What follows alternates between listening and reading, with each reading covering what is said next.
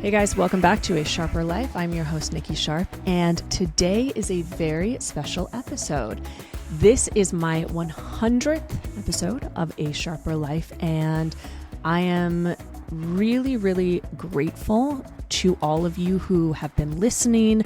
And whether you have been with me since day one and the very first episode that I did, or you're a newer listener, I just want to say thank you so much for your support. I really wouldn't be doing this podcast without you listening. And I have so enjoyed hearing all of the feedback on things that you have loved, the episodes that have touched you the most, or ones with the guest experts that I've had. And when I started this podcast, I was engaged. I was living in Miami, and it was such a monumental thing because I'd been wanting to do this specific podcast for years. And I was afraid. I was actually too afraid to start it for the longest time. And it took about 2 years to start it. And I'm so glad that I did. And I really had no plan of where it was going to go, but I am here, episode 100, and I will have so many more incredible things coming. I almost just can't believe how much has happened. Oh my goodness. Like from when I started it, you all have been on a journey with me from being engaged to getting married, planning the wedding, things that I learned during all of that, and having all of these amazing people on, and then getting divorced, moving to London. So we have been through a journey, and I can only imagine the next 100 episodes, what is going to transcribe, and let's see where we go. So thank you for being here. And today I wanted to do a bit of a reflection. It is now 1 year since my divorce, literally 1 year since my divorce. And I have been living in London for a year. My life is completely different than what it was when I started this podcast. And I thought it would be a good time to sit down with you, share some things on just, the highs and the lows, what's been happening, things that I've learned, mistakes that I've made along the way, and things that I wish that I knew going into divorce. So like in hindsight, what I wish that I knew. And I know that this will be applicable to everybody, no matter whether you have gone through a divorce yourself, you're going through one, if you've just had a breakup, or you have had some sort of traumatic event. Because really what a divorce is it's the ending of a relationship. And we all have had that. The ending, whether it's a friendship, whether it's a work and the relationships that you have there, and a job, whether you're grieving the loss of someone. And so something that I really have learned over this past year is that not just divorce, but breakups and the grieving process afterwards, no matter what it is that you're grieving, people do not talk about it very often. And I'm still kind of surprised about that. Like, I've shared a lot about this, about my journey, and I get so many messages still to this day about my divorce episode, which is one of the most listened to ones that I've done.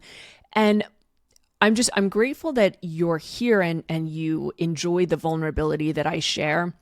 It's also just, as I said, like interesting to me that more people don't share about what happens afterwards, because we all go through some sort of grieving process and the emotions and what happens post. Like, I thought the divorce was the hardest thing that had happened in my life. And in that moment, it was. And the reason so is because I was changing my life path. I was going into something entirely new from what I thought and where I thought I was going. And so I had to deal with my own kind of failed expectations, society's expectations. I had, received comments from people saying that you're promoting divorce, Nikki. Like, how could you do that? And no, I'm not, and nor have I ever. What I am promoting is that if you're in a toxic or unhealthy relationship, that that's not going to be viable for the future for your own health and your happiness. And one of the big things and decisions why I chose to get divorced was because it was taking a beating. Like my body was taking a beating. My health was worse than it had ever been while I was married because my nervous system was always on such high alert. And that in of itself, like being selfish for you, that you deserve better, whatever it is and whatever you're going through, like knowing that nobody should stay in a relationship just for the sake of it. But what comes afterwards is pretty fucking tough. And I'm not going to sugarcoat it. I'm going to tell you today all the highs and the lows and the ups, the downs, the challenges, things that I've learned, because it has been one hell of a year. And I thought the divorce itself was going to be the hardest thing that I'd gone through. I felt so lonely. I felt alone. There was definitely shame that I was dealing with that I had to process. There was so much grief that I dealt with. There was the disappointment that I felt like I was disappointing my parents because, of course, all parents want their kids to be happy, and I was, and then I wasn't. And so what has come after has actually been the hardest year of my entire life. And that is saying a lot because I've been through a lot of challenges. I've gone through a ton of different things. Now, at the same time, it has been the hardest year and I'm grateful for it. I have no regrets about being married. I have no regrets about my wedding. I have no regrets about any of it. And even my divorce. It's been challenging, but I feel like this past year, the best way to put it is that I'm like a snake. We all know that snakes shed their skin. And this past year, I have been shedding everything that I knew to be true about myself and what I wanted. I've gone through different waves and iterations of things that are no longer serving me, beliefs, things that I was doing, ways to cope. I've had friendships that have ended, very long-term friendships that have been also part of the grieving process. And I've learned how people show up, how they don't, expectations that I had on other people. And so today I really want to share just all of these different things because I get a lot of comments from people on their own breakups. I get a lot of questions. How did I handle it? What was it like? And I feel like I have a lot of knowledge in this and I'm willing to share it where a lot of people aren't. So this episode is not very planned out. I'm kind of just going to go from the cusp of what my heart tells me to share with you all. I do have some things that I want to talk about though, and that's really about the emotions of what happens after a traumatic event, dealing with grief, dealing with emotions in the body, finances, starting, quote unquote, like starting over, what that's like, learning who you are, the fear of dating versus putting yourself out there, and things just to consider about your health, because when we go through any sort of, and so I just want to say, this is going to be very like divorce centered just because this has been my life for the last year and healing from that. But everything that I share is and will be applicable to wherever you're at in life. And it's not only contained to divorce. It's really, if you're grieving something, if you're grieving the end of a relationship, you're grieving, like we have to grieve sides of ourselves. Like we are always evolving and growing. And so a big piece of this is grieving the old versions of you in order to step into the new version of you. And so I feel like this last year I have been, as I said, a snake shedding its skin, and I have lost myself in the process. I have been so confused, so uncertain, and I also know more about myself than I think I ever have, and that's because I've been willing to do this inner work. And I want to also mention this, the inner work, it really should be a non-negotiable. Like if you're listening to this podcast already, I want to give you kudos because this is free information. Any podcast is free information from someone who has learned something and wants to teach it. And so you're already doing some form of inner work just by listening. And the inner work, I think, gets such a like weird and sometimes bad rap that it's woo woo, or only those who have been through like serious trauma need to do it. Or like there's a meme that I saw, and it's come up a few times, where it's like the parent is saying like, oh, well, no one in our generation ever did therapy. And then the kid is like, yeah, and it shows.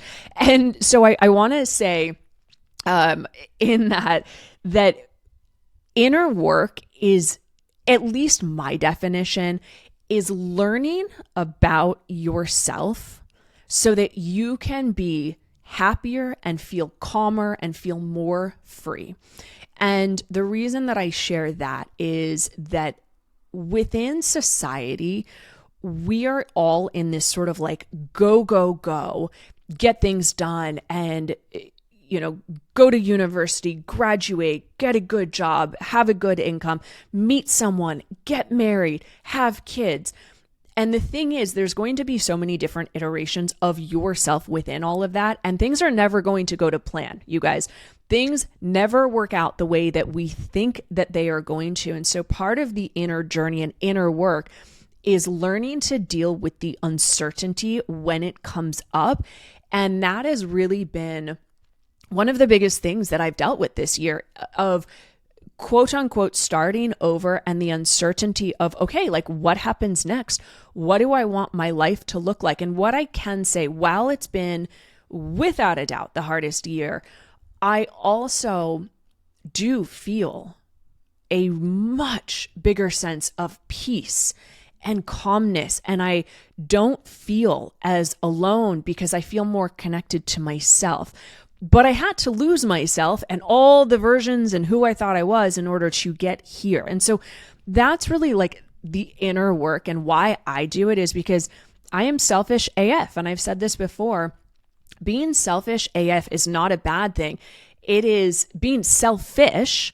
And this is where, again, there's like definition wise, it gets a little confusing. But for me, my definition is being selfish AF means that I am prioritizing my own well-being, my own health, my own happiness, so that I can show up as the best version for me and for you. Because I know that if I am in a place of survival or fear, I'm not showing up in the best way. And this goes for all of us, by the way. No matter what you're going through, if you are living in a state of fear and anxiety, that is going to dictate how you are showing up in your day-to-day life. And I'm seeing this across the board, where people are so scared that they're not going to meet their partner, or they're not going to get the job, or they're not going to get more income, or they're going to break up. And so all of these fears then end up keeping us in a place of feeling stuck or uncertain, or not dreaming bigger and being afraid of change. And so this is one of the biggest key pieces that I would go back and tell myself, is that there is going to be so much more change than I even thought possible, or I had any fucking clue about, to be honest, that I will feel like if I could go back and tell myself the day that I decided to get divorced, like, you are literally going to face every single one of your fears, and it is going to suck, and you're going to be scared, and you're going to want someone to come and save you. But the true reality and what I've experienced is that I'm the one that can save myself. You are the one that can save you. But we have to be willing to deal with the uncertainty. And the uncertainty comes when we're not trying to force the answer to know what's next. Now, I say all of that because when I decided to get divorced, I had no idea where I was going, what I was doing, where I was moving. I was in Miami. I thought, do I still want to live here? I wasn't feeling called to be in Miami anymore. I thought about moving to West Palm Beach. I was like, I don't know, it's nice, I think. And I drove through there one day and I was like, I'm not feeling it. And so I've really learned to trust my intuition on when I feel if it's a fuck yes or a fuck no. It's like, it really is as simple as that. That takes away decision fatigue and guilt and all of these things. It gives you more conviction in your choices. And I can say, like, if I'd moved to West Palm Beach, I very much would have a different life. But I chose to follow my gut to come to London October a year ago. And then I chose to follow my gut, even though it didn't make sense logically to come back in December. It didn't make sense financially, logically, anything. My mind couldn't process why I was coming back from October to December. But I found my apartment, my flat, just out of the blue, and a series of events happened for that to occur. And so that's where leaning into the unknown, that things will work out. And I want to just share this because I've told it to my clients, to UTP. You have a 100% success rate of getting through your hardest days. I'm going to repeat that. You have a 100% success rate going through your hardest, most challenging days. You have gotten through it. And so what feels insurmountable in the moment, you will get through. And that's something that I have absolutely had to remind myself over and over this year, because I have felt lost. I have felt confused. I have felt scared. I have felt uncertain. I have lost friendships, or I've chosen to end friendships. And I'll go into that a little bit more. I did a few podcast episodes about it, but I would definitely go back and tell myself that things are going to get worse before they get better, and not to be afraid when things get tough, when you're uncertain, when the fear kicks in. And the fear will kick in. And then that's where we go into similar patterns where we're afraid to make a change that we know deep in our heart or your intuition is the right thing. Like, I have a friend who just messaged me yesterday. We haven't spoken in a while. And she just said that after 2 years being in a relationship, she's going through a big breakup and she's, not feeling great and all of that. And it's like, the whole point of life and living and what we're doing is we take chances. We do things that scare us. And it's when we have a perceived sense of what's going to come next, that's what allows us to have hope. And so I want to touch on this though. And why I bring up my friend who just messaged me is that the uncertainty that will come after that of, I'm never going to meet someone again, or I can't trust men. And I have, by the way, a lot of friends who have gone through serious breakups or divorces, and they say, I'm not going to date. I don't know how I'm going to trust men again. And really what that tells me is that you don't trust yourself. And so one of the key pieces here is knowing that things will work out, but it's the inner work that matters the most during states like this, during the uncertainty. So that would be kind of piece number one that I would tell myself of, it's going to be uncertain. It's going to be way more stressful than you thought. You are going to question everything about yourself.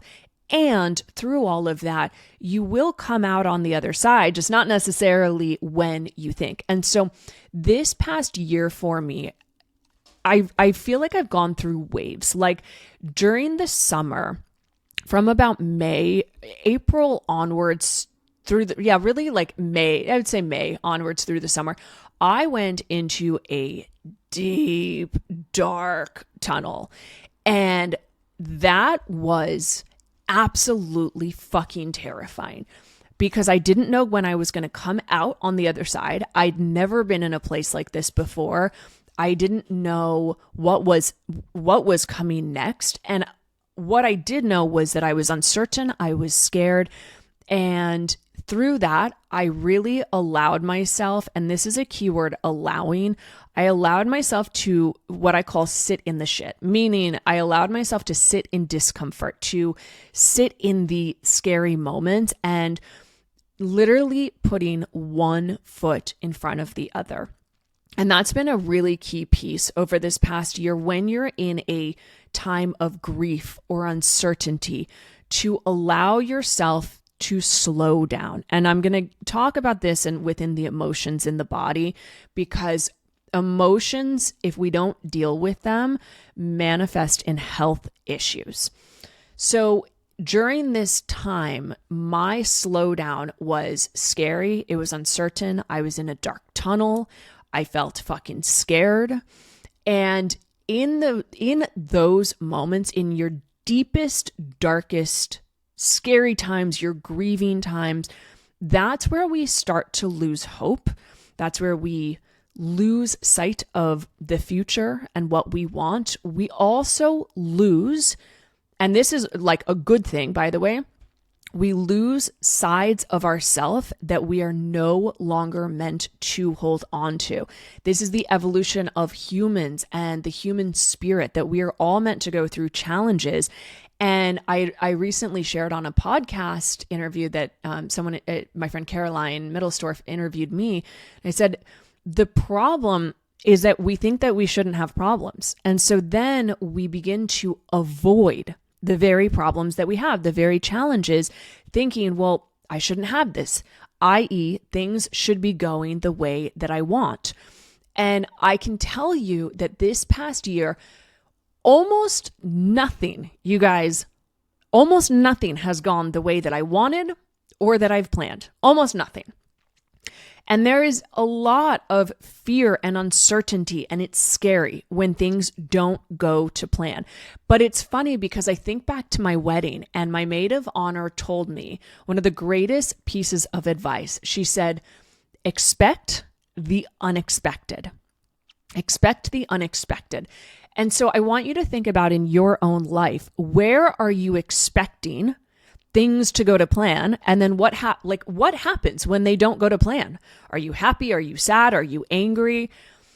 But if you used this as a mantra, which I absolutely have over this last year, of expect the unexpected, it takes off the pressure of how things are going to unfold, and it allows more magic to happen. So I want to come back though to my life over this last year. The part of the challenge, and there's been multitude of challenges, but part of the biggest challenge, and I think what keeps women especially in relationships, well, there's kind of twofold. We're scared we're never going to find love again, but really that's the invitation to fall in love with yourself. That has been a big, deep journey that I have done this year. But we're scared that we're never going to fall in love or find someone. And it is scary to go from having, either two incomes or not having to pay for everything by yourself to doing that. And that has been probably that, plus the dealing with the emotional side of things, of the fear and the grief and the sadness. The financial side is something that is not talked about with divorce. And knowing what I know now, I wish that I'd had a bigger plan and action after the divorce of, okay, you're going to, this is me kind of talking to myself, is Nikki, life is not going to go to plan. And I'll tell you this, I launched more programs this last year and I had more private clients, but I made less income than I have in past years. And part of that is because I've had to spend so much money. I was living in Airbnbs. I did the international move with 2 cats. I furnished an apartment. Even just, coming here, I'm spending US dollar to everything on pounds. So unfortunately, I do lose money on every transaction. But just paying for everything by myself. Here are a few interesting statistics that I didn't know going into divorce. The only one that I knew, and I remember telling a friend this, was that women, I'm trying to remember the actual number, I think it's 30%, but a woman's lifestyle after divorce decreases by about 20 to 30%. I think it's around 30%. So your lifestyle that you're used to will decrease by 30% post-divorce. And I remember telling my friend this, and she was like, yeah, but Nikki, you're also going to be a lot happier and spending your money on different things and things that you want. And so while that is true, and I spend money on me and I'm selfish and I go out to restaurants, bougie places, and I get dressed up, and I love this side of getting to do this. And I always take a journal and a book. the reality, and I didn't know this next one, is that women's income decreases by, I think it's 23 to 40% after a divorce, 23 to 40%. And I remember seeing that and I'm like, yeah, I don't know. I'm not going to be part of this statistic. Nope, guys, I am. I'm part of the statistic. And I have no, like, I don't mind saying that because it is true that you are now paying for everything by yourself, or I am paying for everything by myself. I don't have, I'm not being taken out. My life isn't paid for. I would love for that to happen. But the reality is this is a journey that I've really had to learn to trust myself, to slow down. The other piece of this, and this is hard with any breakup, is that you now take over everything. And as a woman who, I'm grieving my relationship, I'm grieving, parts of myself and what's no longer serving me. I'm also running a business, and my business, it goes for all of us. Actually, this is not just a me thing, but my business doesn't really run unless I'm creative. I can do the marketing for the programs. I can show up as my best self. And if I'm stressed out, I'm not showing up as my best self. That is for certain. And this goes for you too, that if you are stressed out, even if you're in a relationship and you're unhappy, you are not showing up as your best self. You are not sleeping as well. You don't have as much creativity, and that will impact how you think about life, how you think about yourself, your confidence. And so that has been a really big challenge for me, that it's actually made me question what I do for a living. It's made me question, do I even want to be doing this? Am I a good coach? Do people even listen to this podcast? What am I doing? And these are all things, when I was in that really dark tunnel this summer, that I allowed myself to question everything about my life. And part of that came from the fact that I was feeling completely fucking overwhelmed on paying for everything by myself and not making the income that I thought that I was going to. And the reason also that women, and this is a lot of the research that I've done though, that women's income does go down is because we naturally process emotions more than men. And whether or not you're someone who numbs, avoids, suppresses, like our brain naturally is more active for more times. We kind of see all things as women. And there's an interesting study. I had spoken to John Gray on a previous episode about this, where he said they hooked up men and women to brain scans or like put electrodes all over. And they told the men just to stop thinking, and all of the activity pretty much like dies down in the brain. And when you tell a woman that to stop thinking, the activity in the brain lights up. And so I share that because I have been in a place of both actively trying to slow the fuck down, because my tendency is when I am in a state of fear, I throw myself into work and I launch more things. I do more. Why? Because I need income. And then I get overwhelmed and burnt out because it's too much masculine energy. And I knew going into this divorce, I knew it wasn't going to be easy. But what I didn't know is that I was going to go into a state of freeze.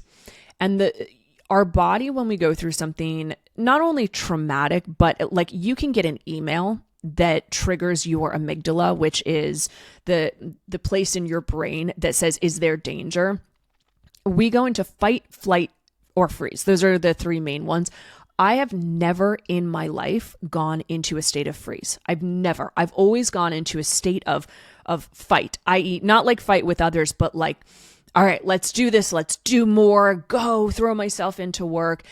I literally could not. My brain would not allow me. So now I'm dealing with paying for everything by myself, but setting up all of the different utilities, things like that, when different payments are due, my rent, making money, having clients. And while all of that is, I'm used to that. And I was doing all of this before I got married. It became a level, a level times 10 that I'd ever experienced, purely because now I'm dealing with the grief and the emotions that I did not know were going to be there. So this is another piece of it. And I want to get into, so that's a little like side note of post-divorce. I did not realize that, yes, in fact, my lifestyle did decrease. My income did decrease. I did have to launch a lot of things in order just to kind of break even, because my divorce did cost me a lot. So I was playing catch up from that. And then on top of that, I'm in a state of freeze. And I literally would tell my team, I'm like, I can't record the podcast. I literally for months could not pick up the microphone. I couldn't even look at it. My brain would just go blank. So if I could go back and tell myself any piece of advice on this, and for you, whatever sort of trauma or anything that you're dealing with, is to know that things may and probably will get worse before they get better. But here is the good news, you guys. Here's the good news. Nothing lasts forever. Nothing lasts forever. We all have seasons. And this has just been a bit of a longer season for me to go through what I call the waves of, there's been times where I feel like I've been thrown into a washing machine and I'm like, where am I? What's up? What's down? And I felt like I was never going to come out of it. But then I did. And day by day, I started feeling more hope, more joy. And it was something that now I can look back on from this summer. And it sucked. It was not fun. It was lonely. And I also realized why I needed to go through that. And the inner journey that I took was to really, really slow down and to start to do things differently, to know that, and I'm even in a place right now where I'm once again evaluating my business, and I'm looking at everything that I'm doing, and I'm like, I'm not entirely happy with the way that things have been going. And so I'm taking a bit of a pause, a reflection. And that means that you have to be willing to slow down. And I know that as women, we all kind of have this thing of like, go do more, and not just women, it's society where we're at right now. But I really do feel like the slow down is where it gets scary, because you got to face yourself. Or that's, and you know what, I'm going to say, you don't have to, but if you don't face yourself, you're going to keep repeating the same patterns and the same things. And I'm sure you've heard it, but the universe keeps giving us the same things until we learn the lesson and make a change. And that's what this past summer and really past year has been about, of me attracting certain people into my life, and now I can recognize why I was attracting and choosing these sort of people, and how I was becoming a bit of a people pleaser, and those friendships ended. And I'm like, that's not in line with who I want to be. But the only way that I knew that, and like who I was, is in that slow down period. And so the kind of two pieces that I've shared is that things will get worse before they get better. And part two is that after any sort of breakup, and especially a divorce, it does get harder financially. And that will cause you a hell of a lot more fear. And it is something that I'm seeing. I have a friend who's going through a divorce right now, and she reminds me of where I was when I was getting divorced. And I was like, okay, like this is the hardest part, and oh my gosh, and it'll all be better once I'm out of the relationship. And there are a lot of things that did get better for me personally, but there are a lot of things that did also get more challenging. And that's something that I really, really did not know. And nobody talks about this, honestly, or so few, I don't want to say nobody, so few people talk about the challenges that happen afterwards. And especially as women and the finance side of things, like, yes, it is tough. And I don't have things to fall back on. Like my career is, it's me. And so that has been a really interesting, a really big and very interesting one that's happened, to see, income and just to be in this state of shock and slowing down and feeling stuck and feeling overwhelmed and feeling depleted. But I'm also so grateful because what I have learned through all of this is I'm so much calmer. And when things happen, and like this year, I do feel like a lot of challenges have happened, like astronomically far more have happened this past year. But now I'm able to kind of see that I'm handling things different. I don't have the same reactions. I don't go into a state of shock or fear like I was. I'm able to slow down. And the other thing too from all of this is I don't feel as lonely as I did. I like myself. I like my own company. Like I've always been a pretty confident person, and I can now look at my life and who I am now. And I'm like, I have a sense of confidence because it's a sense of peace.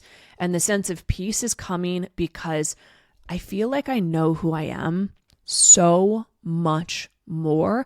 And the only way that I've been able to really learn this side of myself is by being in this state of fear and being in a place where it hasn't felt good and feeling scared, but choosing to show up differently for myself, being selfish AF.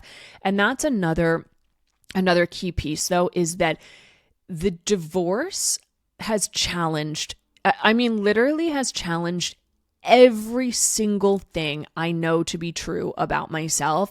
Now I look at dating in such a different way. And it's funny because I remember I went on a date I went on a date at the end of March. I went on 3 dates with someone actually, and I shared it on Instagram.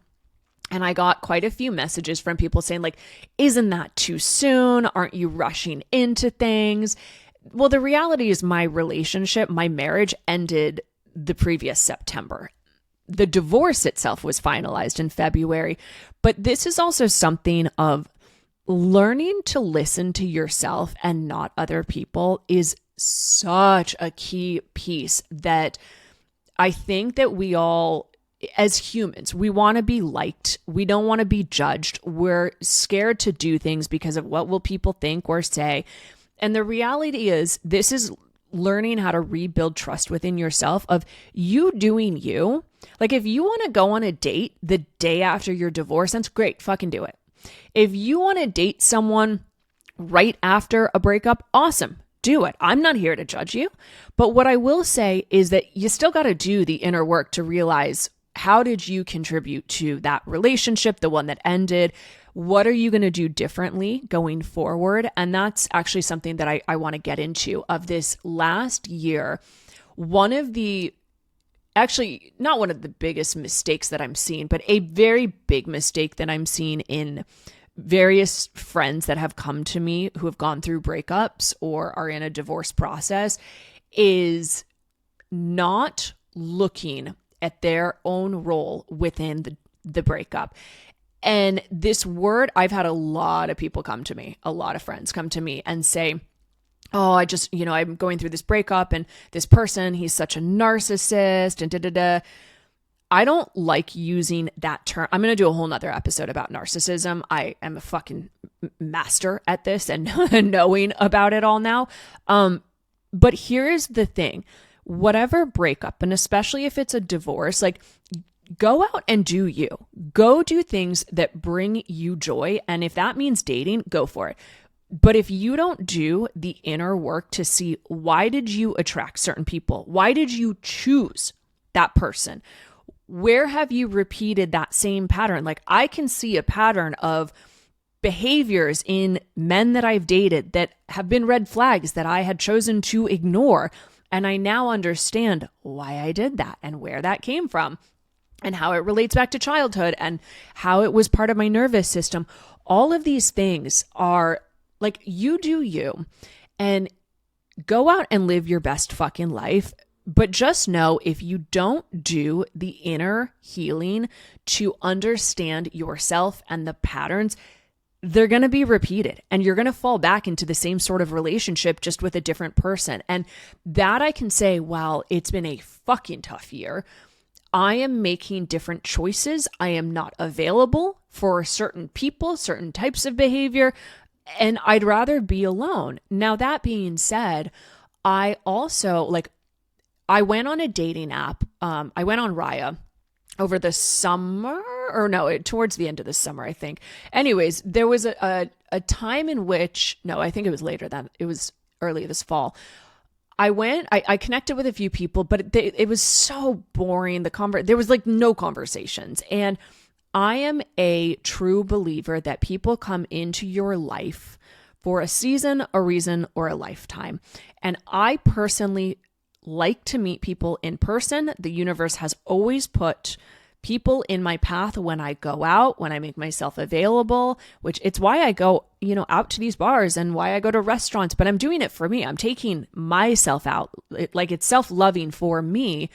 But at the same time, you can't expect to meet someone if you're sitting at home every single day. I mean, you might meet someone on an app, but I personally think meeting someone in real life is better. And it's sort of funny story. I started chatting with one person. We got on the phone, and for 30 minutes, he tried to convince me why the work that I do basically doesn't work and it's not valid because I don't have a PhD in psychology. And I was like, okay, this is not really my style. And I don't really know. I mean, anyway, so all of that being said, I chose not to do dating apps this past year, aside from that one time. And I have no regrets about that, to be honest, because I met 4 different people. I went on a few dates. None of them worked out. One of them I saw was very, very similar behaviors and patterns to my ex-husband. And that's where I was able to make a change and not fall into the same pattern. And so this is what I say, that things will keep being repeated in your life, different experiences, different people, but the underlying thing will keep being repeated until you learn the lesson and make a change. So that person got cut off real quick. I mean, that was a month-long conversation. I'm so proud of myself how I showed up. But I want to talk about this very quickly on the fear of dating after a relationship. And this goes into what I said before of societal expectations, or what people think of, don't rush into things, and I agree in that, meaning don't rush into a relationship because you're lonely. That's not good, guys. That ain't good. But also don't hold yourself back from having fun and being in joy. I like to go out to dinners and restaurants. I'm just super, super picky with who I spend my time with. And this is another thing that actually came from this last year of I am so ridiculously picky on who I spend my time with, because I value myself so much more than I ever did before. And just because someone might pay for a dinner, I'm like, my energy, my time and my energy is more valuable than your money. If I am not having a good time, or it is not a joyful experience, it's not worth my time or my energy. My energy is a greater currency. And so that really comes with valuing yourself and knowing your own worth. And so I share that because I have friends who have said, and I mentioned this before, I don't know how I'm going to trust men again, or I'm not going to date for 2 years or a year after my divorce.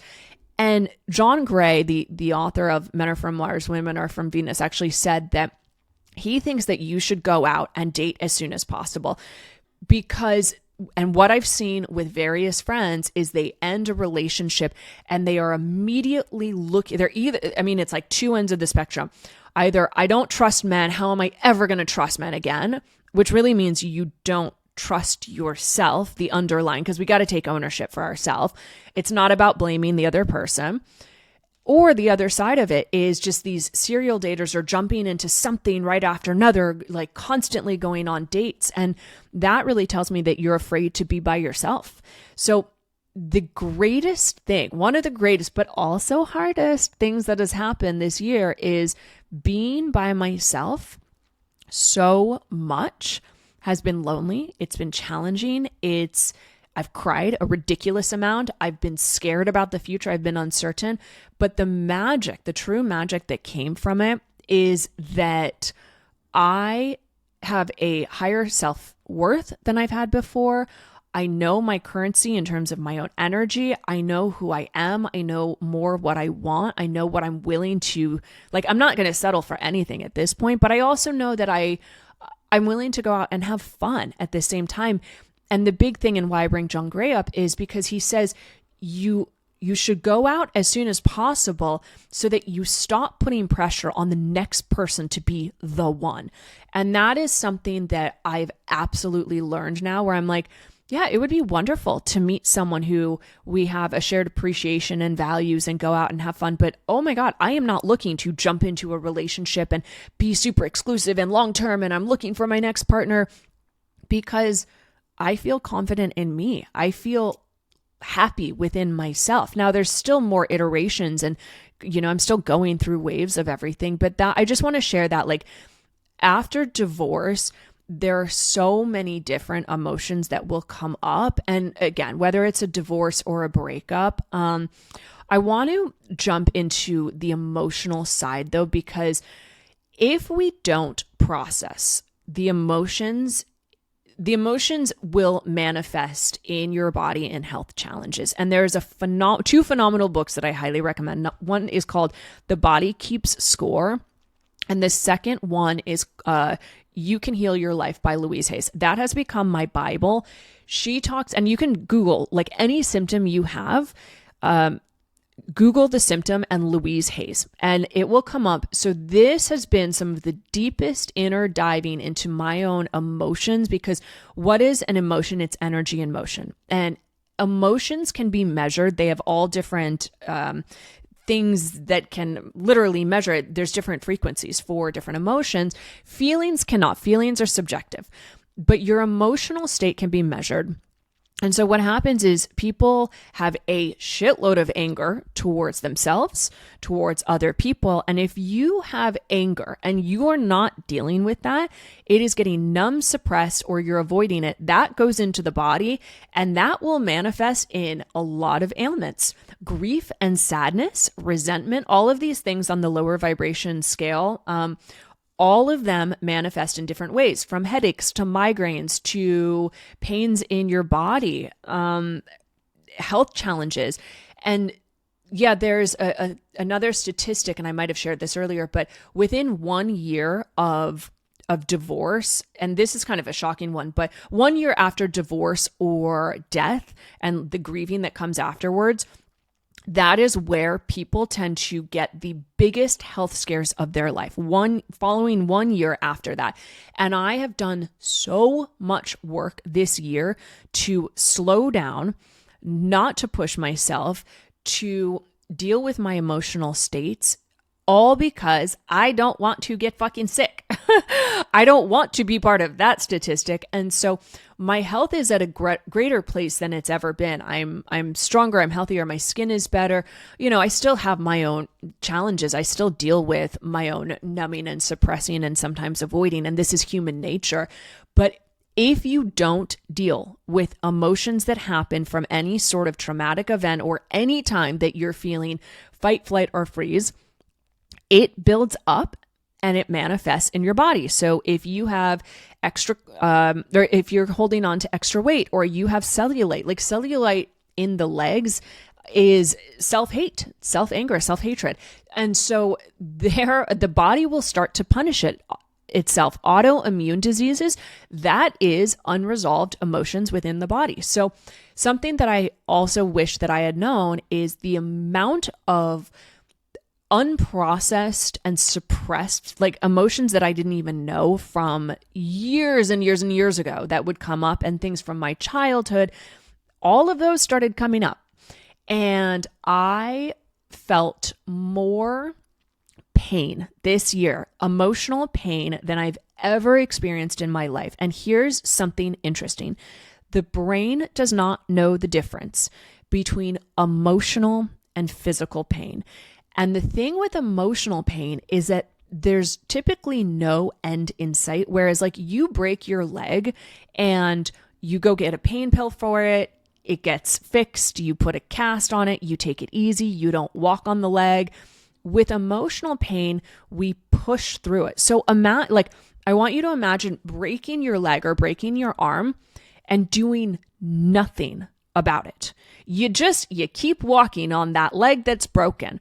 Well, what ends up happening is that you get used to it, and your leg will hurt for a very, very long time. Not doing inner work when there's some sort of traumatic event is essentially like breaking a bone and not doing anything about it. It will come back to bite you in the ass. It weakens the bone. It weakens your system. And so doing this type of work and dealing with the emotions, it is super, super painful. And this is why we as humans numb and suppress and avoid feeling the pain, because the brain literally does everything possible to avoid pain and to gain pleasure. And I've learned so much about oxytocin and dopamine and within the brain and the receptors over this past year and why the brain avoids pain. It's essentially exactly like breaking a bone. You wouldn't break your leg and just like sit in the street and be like, okay, my leg hurts. And like screaming in pain. You do something about it. But when we have emotional pain, if you don't do something about it, i.e., you can't just numb it and suppress it because that temporarily takes it away. What happens is you start to literally like push these emotions down and they become too much for the emotional body to handle. And then, as I said, it manifests in different ailments. And something that when I got into this book, You Can Heal Your Life, Louise Hay's, and all of these different ailments within the body, how they manifest is in the separation. Actually, I think I just told him that I wanted to get divorced and we were living separately. I had lower back pain. I had a yeast infection. I had a chest cold that turned into bronchitis, and I felt dizzy in my head every single day. Like I felt hungover. I was scared to drive. So I had all of these things all at once, and they kind of just kept getting worse. I went to urgent care, and I walked out with a muscle relaxer, with prednisone, with an antibiotic for the yeast infection, and I think that was it. And I took and then also for the chest cold, for the bronchitis. So I had 2 different antibiotics. I had prednisone, which is not good to take, and I had a muscle relaxer. And yes, the antibiotics at least helped with taking away the more what are they, viral things or whatever. But when I started learning about all of the different emotions that were related to this, that's when everything started making sense to such a deeper level. And I can say that this year, my primary thing has been allowing myself to feel the emotions and all of their discomfort, because I don't want them manifesting in my body. And when challenging things have happened over this past year, I've been able to look back at this book and see, okay, let's say I got another yeast infection. All right, that has to do with anger towards the other sex. Okay, interesting. I know exactly where, when and why that happened. And like when I do my hotel stays, for example, that is because my body has gotten so out of whack. It was too much. I'm in too much fight or flight, and I need to do something to get myself to sleep more, to feel better, even if it's 24 hours. So I'm constantly in a place of trying to get back to an equilibrium as much as possible.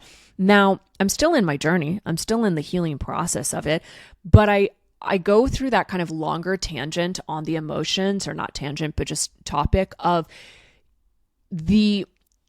if you are not dealing with the emotional side of the pain, the trauma, the grief, the sadness, it will come back and manifest in the body in different ways. And it's preventable. And it's preventable by feeling the very emotions that you've been suppressing. And it's tough work, I'm not going to lie, but it's so much more healing and freeing. And there's actually studies that show like when you cry, there are specific things in the tear drops that also go, and like as they fall down your cheeks, it's also very healing and soothing. But the way it's sort of like when you freeze water, they've done experiments that if you talk really bad to water, it changes its shape, its form. And your body is no different. So another thing that I wish that I had known about, and well, before I get into that next one, I want to mention once again, kind of the health effects and side effects of a breakup. And the worse the breakup or the traumatic event and the grieving of it, typically the more emotions there are going to be. And if you don't deal with them at some point, those will come and manifest in some sort of health issue, an autoimmune disorder, migraines, in candida. So I now can, like, I look back and I see when I had candida overgrowth earlier in my relationship, I know exactly why that was. Because also when we're not feeling good, we numb it through foods that are less healthy, through alcohol. And so this is where the human experience is, you will become so much more free and happy and a more healed version of you, and you'll like yourself more when you do the inner work of allowing yourself to feel the emotions. And that means actually processing them to get the energy and motion out of the body. So crying, punching a pillow if you're feeling angry. Like, I love going for a run on the treadmill and I do sprints, and it's releasing that energy that's trapped in the body. So the next thing that I wanted to talk about, and I realize that this is going a bit longer than I thought it would, and I hope it's all making sense. I hope you're enjoying this episode so far, is really understanding that, and something I did not know was the amount of, how do I even put this? The challenges that would happen with friends from the divorce. And the reason that I want to bring this up, and it's the last piece, is because I was so highly disappointed in a lot of my friends during my divorce that they weren't checking in. Like, I would literally post being like, and I had a private Instagram. I went offline, but I had a super, super private one for like 15 close people only. And like, I would share that I was feeling so fucking low.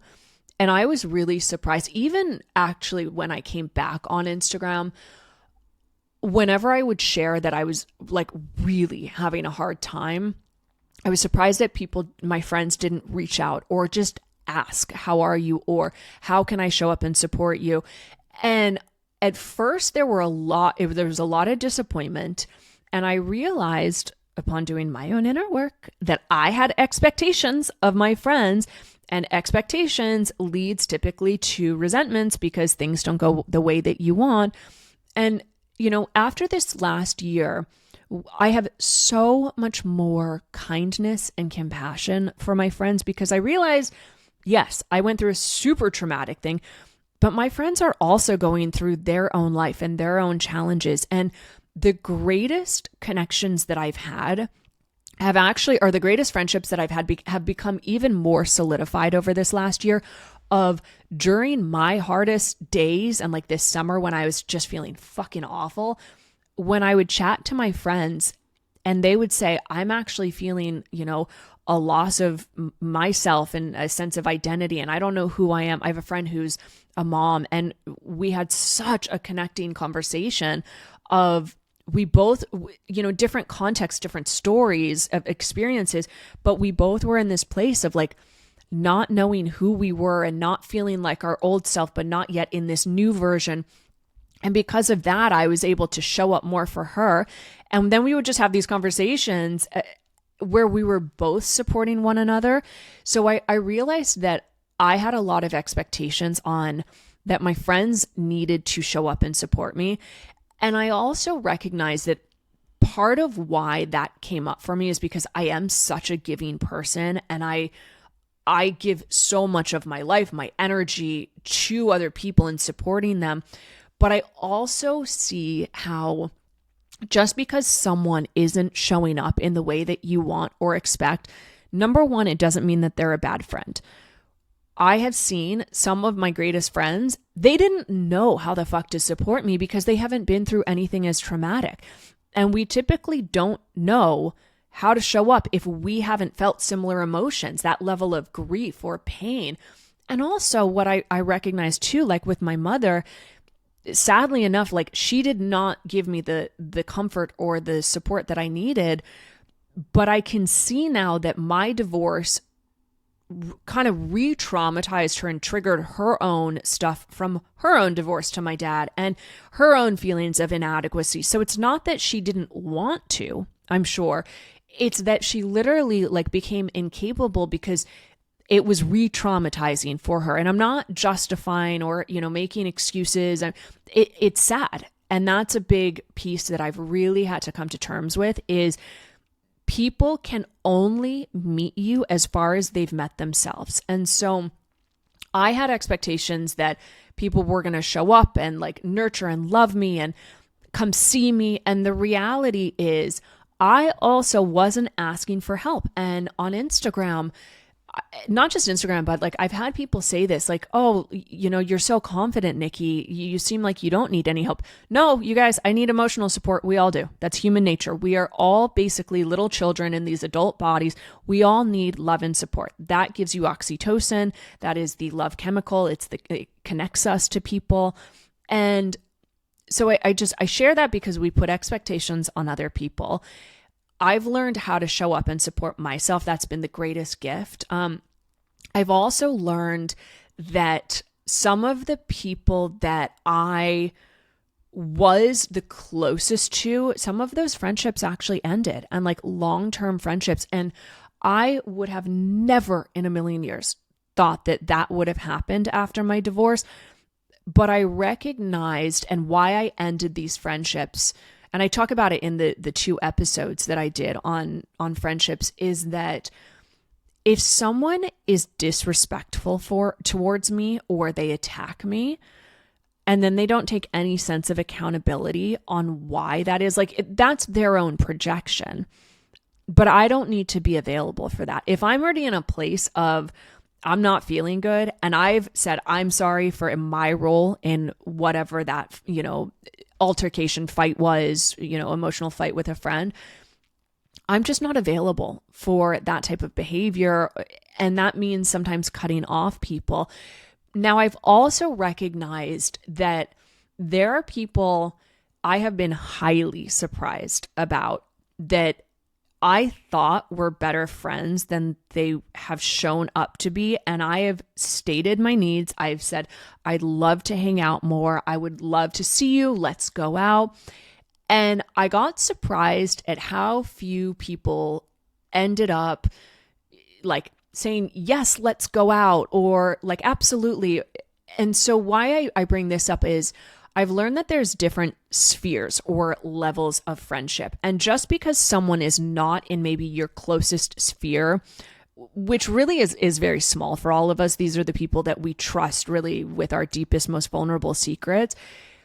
Just because someone is not in that level doesn't mean that they're not a friend. They are a different type of friend. So I have friends who I now realize are not going to be there emotionally for me when I need it the most, but we can still go out and have fun and have drinks or go to dinner or, go to concerts or live music. Like I have different levels and spheres of friends. And that was something that I did not know I would discover. And it's like such a kind of funny one in hindsight where I'm like, well, duh, Nikki, but I just felt lonely. I needed connection, and really I needed connection with myself the most. I needed to learn to build trust within myself the most.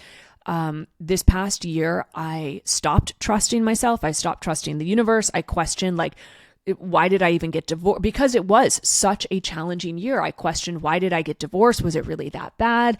Do I want to be doing this with my business? Who the fuck are my friends? Why are they not showing up? Why are my parents being such assholes to me? Like, I questioned, challenged everything about my life. And I can say that I have so much more compassion for people. And I also have realized, like, I have one friend who's I've mentioned her in this episode, she's going through a very bad divorce. And I have not been, granted, we're not like super, super, super close. But I realized that I could be better at reaching out to her and checking in and saying, hey, honey, like, how are you? How can I support you? And I realized that I can be better at doing that with my very close friends as well. And so it gave me so much more compassion towards myself, towards other people, because we also don't know what people are going through unless they share.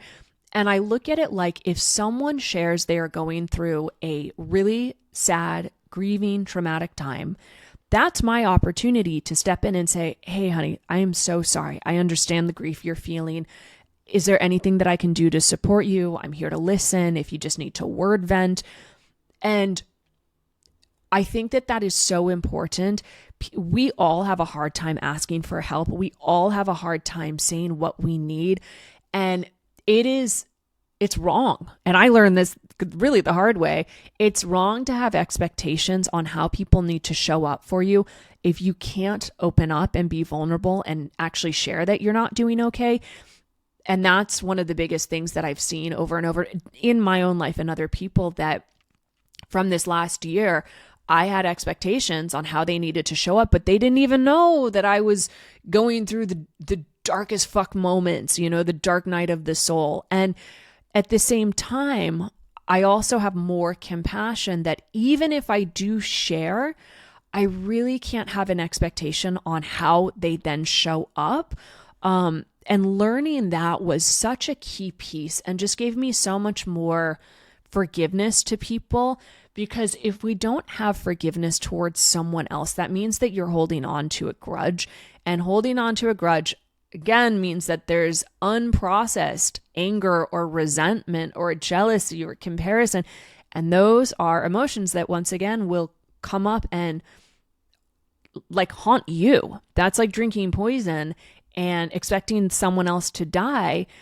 When you hold on to anger and resentment towards someone else, that it's not going to help anyone. It doesn't help you feel better. It doesn't help you get your needs met. It doesn't help you have more connection. The last piece, and I realize we're definitely going over much longer on this one, but hey, episode 100, why not?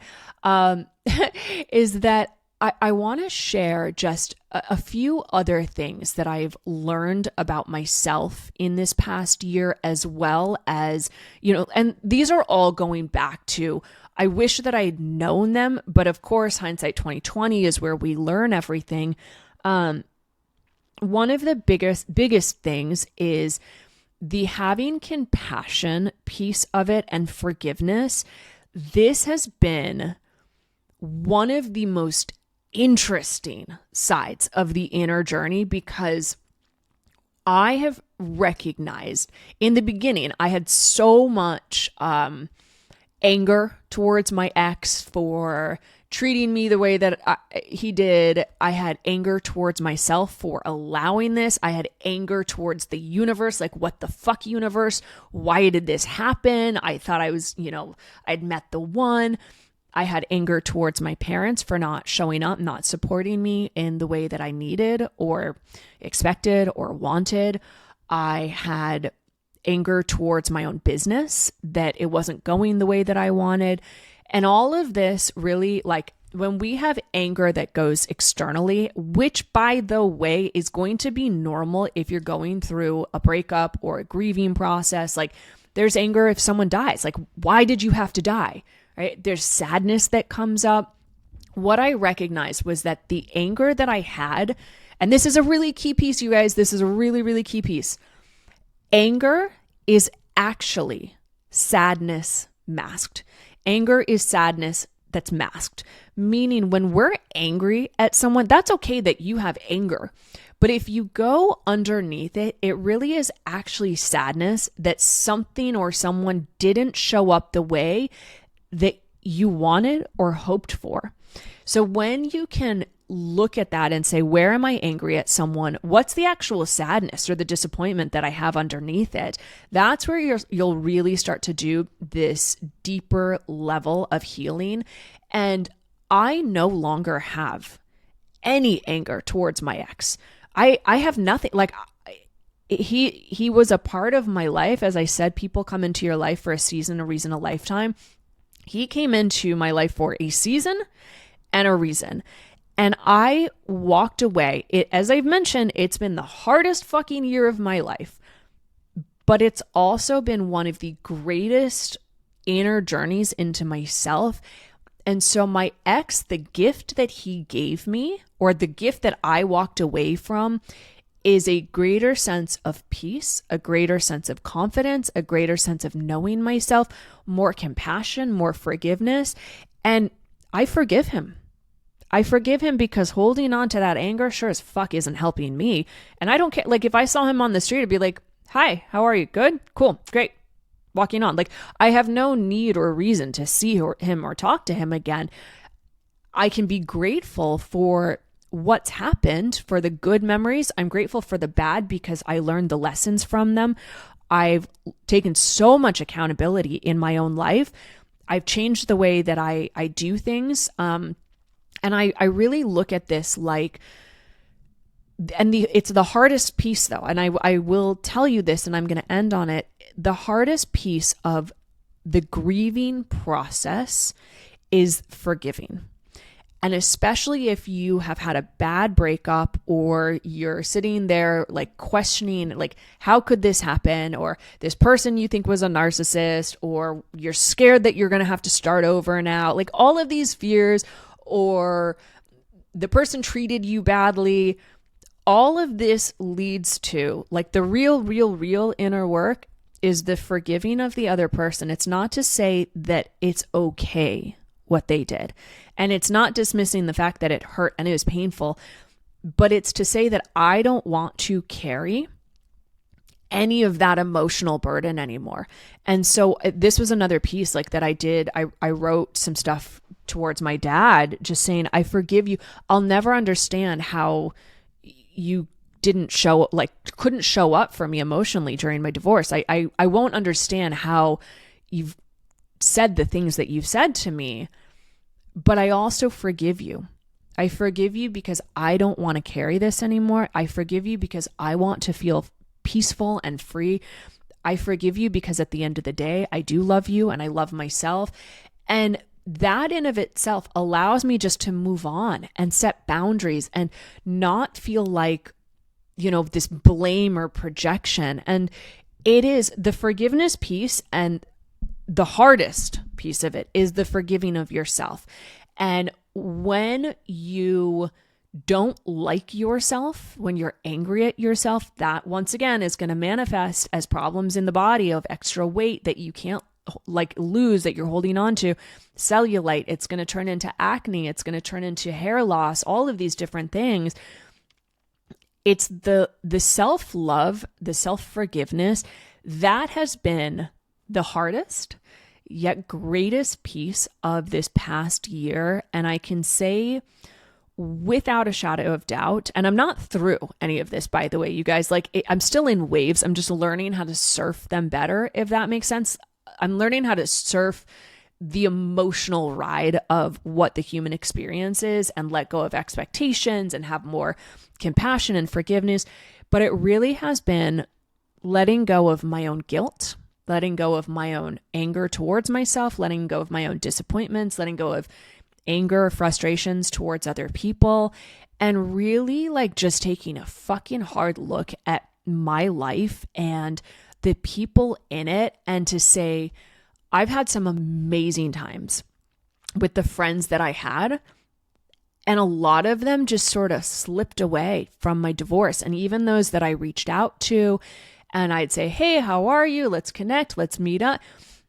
And so I started setting a lot more boundaries and spending more time with myself and being more intentional with the thoughts that I'm allowing, because here is the thing, we adopt and allow so many shitty things that our mind says to us, and we reject so many good things that we don't believe to be true about ourselves. And that is something that I've really learned and recognized over this last year, was that holding on to all of these just unprocessed emotions or anger or guilt or all of this stuff towards myself and other people, like, it wasn't doing anybody any good. And it was just making me feel more alone and lonely. So I just wanted to share that as a last little tidbit. This episode was, in my eyes, a little bit all over the place, but I hope that you enjoyed it. I talked about everything that I wanted to, and it was one from the heart and sharing things that I wish more people would talk about. And I think, if I can leave you with if you've listened to here, thank you so much. It also means that you enjoyed it. But if I could leave you with any last one piece of advice from all of this sort of summed up, is that we all go through very challenging times in our life, whether it's someone dying, whether it's a big breakup, whether you lose your job and there's uncertainty. There is going to be fear and uncertainty in all areas at all different times of your life. And really taking a back step and saying, you can have it all, but you can't have it all at once, has been a key piece for me. And what you focus on is what will grow. So where focus goes, energy flows. And what I can now see is that my focus over this last year, without me realizing it at the time, my focus has been on actually this deep dive into myself and this healing journey that I didn't know that I was going to take. I had no fucking idea how challenging the divorce would be, like the post of it. I had no idea how many emotions were going to come up. I didn't realize, the whole thing with friendships. I didn't recognize or know and understand so much about the health side of things and all these statistics and financially how challenging. And I really do look back at this though, and I'm like, it has been a year. It's been a hard year. And it has also been one that I know will propel me, and I have learned so much that it will help me for the rest of my life. And so while it's been hard, I can see how I've become such a softer, kinder, more compassionate person. And I still am, in my own journey with it all. But I'm grateful.